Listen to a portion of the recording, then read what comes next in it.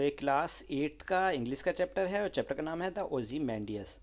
ठीक है, तो यहाँ पे मैं कुछ फेसिस को डिस्क्राइब करने वाला हूँ। तो यहाँ पे 3 फेसिस लिए हुए हैं मैंने, जो बुक में दिए थे 3 फेसिस। तो फर्स्ट क्वेश्चन है इसमें ट्रंकलेस लेग। ट्रंकलेस लेग किस लिए यूज़ किया था?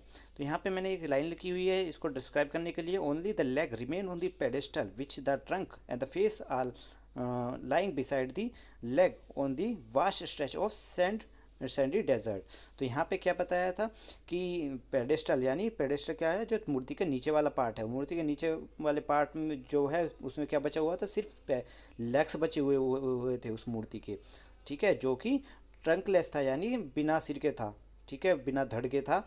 और जो उसका फेस जो है, पूरा फेस जो है वो वहीं पर रेत पर पड़ा हुआ था, जो बड़ा ही विशाल लग रहा था। ठीक है, तो यहाँ पे आता है अब second, wrinkle lips and the sneer of gold command. तो यहाँ पे मैंने इसके लिए लाइन लिखी है, the broken head of the statue is describe in this way. तो ये टूटा हुआ सिर जो था उस स्टैचू का, वो इस तरीके से डिस्क्राइब किया गया था कि the lips are wrinkle, the face has an expression of contempt and the authority. जो उसका फेस था, उस फेस और लिप्स पे जो है झुर्रियाँ आई हुई थी, और उसको देखकर उसके एक्सप्रेशन का पता चल रहा था कि वो राजा कैसा था और उसकी पावर्स कितनी थी, उसकी अथॉरिटी क्या थी, उसकी पावर क्या थी और वो कैसा था। ठीक है, suggesting that the king was proud and contempt somewhat unfeeling too. यहाँ से इसी चीज़ से हमें पता चल लगता है कि राजा कैसा था, वो अपने आप पे गर्व करता था, दूसरों की निंदा करता था। ठीक है, जिसे शायद दूसरों की कदर ना हो। हैंड दैट मोक्ड देम, यहाँ पे हैंड दैट मोक देम किसके लिए यूज़ हुआ है? The hand is that of the sculpture who carve out the statue. यहाँ पे जो हैंड है वो किसके लिए यूज़ हुआ है? स्कल्पचर, जिसने उस मूर्ति को बनाया था उसके लिए यूज़ हुआ है।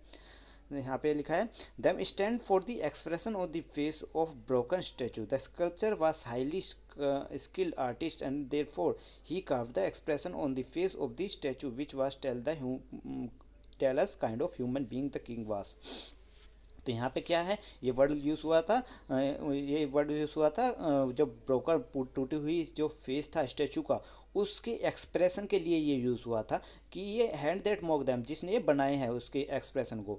यहाँ पे जो स्कल्पचर है वो बहुत ही हाईली स्किल्ड आर्टिस्ट था, जिसने इस तरीके से एक्सप्रेशन बनाए हुए थे राजा के चेहरे पर, मतलब उसके स्टैचू पर, जिससे हमें पता चल सकता है कि राजा किस तरीके का था, किस तरीके के उसके स्वभाव थे, किस तरीके का वो मतलब किस तरीके का उसका बिहेव होगा।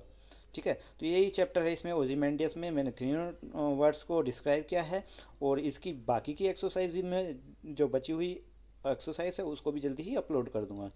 और थैंक यू फॉर वॉचिंग।